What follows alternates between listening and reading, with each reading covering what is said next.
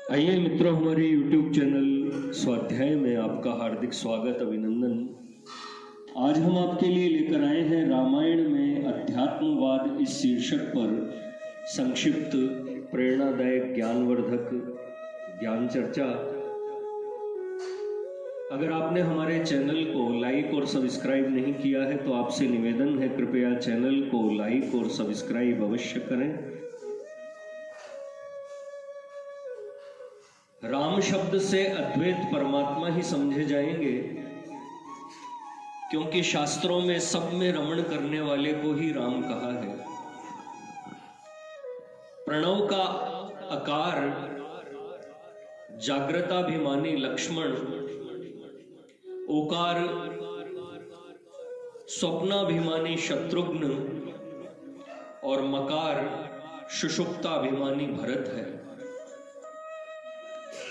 राम ब्रह्मानंद स्वरूप अर्धमात्रात्मक और राम के सानिध्य के कारण जगत की आनंदायिनी एवं सर्व प्राणियों की उत्पत्ति स्थिति लय की कारणीभूत सीता को मूल प्रकृति रूपा जानना चाहिए।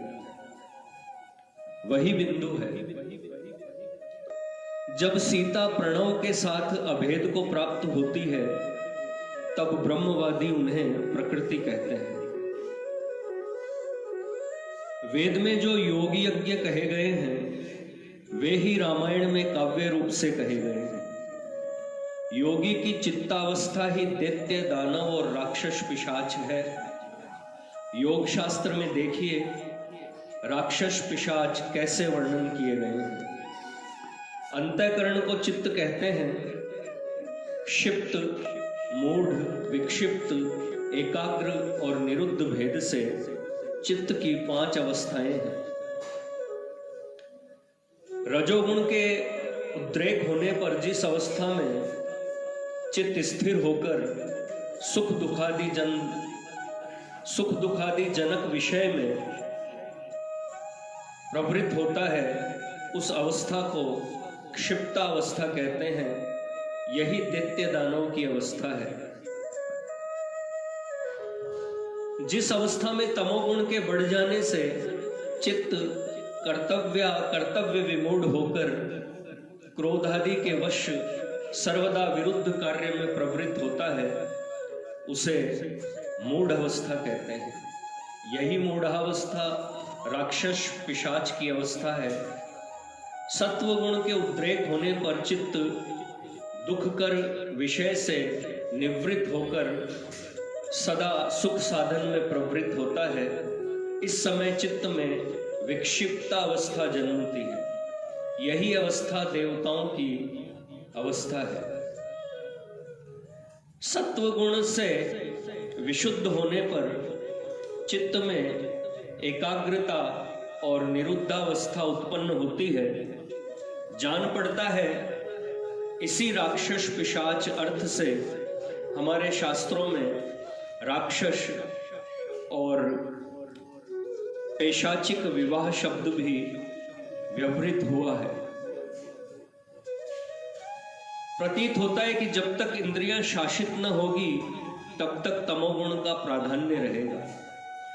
उस समय दशेंद्रिय दशानन रावण राक्षस है। इंद्रियां लालसा सर्वग्रासी राक्षस सदृश होती है। वही राक्षस प्रकृति रूपिणी सीता को देवता की गोद से हरण करता है। उसी देवत्व में उनको प्रतिष्ठित करना यही रामायण और योग है।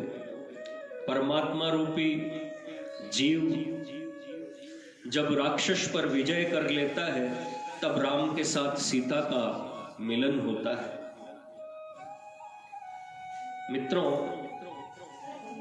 यह थी रामायण में अध्यात्मवाद इस शीर्षक पर संक्षिप्त प्रेरणादायक ज्ञानवर्धक ज्ञान चर्चा। अगर आपको हमारा चैनल पसंद आए तो इसे लाइक और सब्सक्राइब अवश्य करें। धन्यवाद।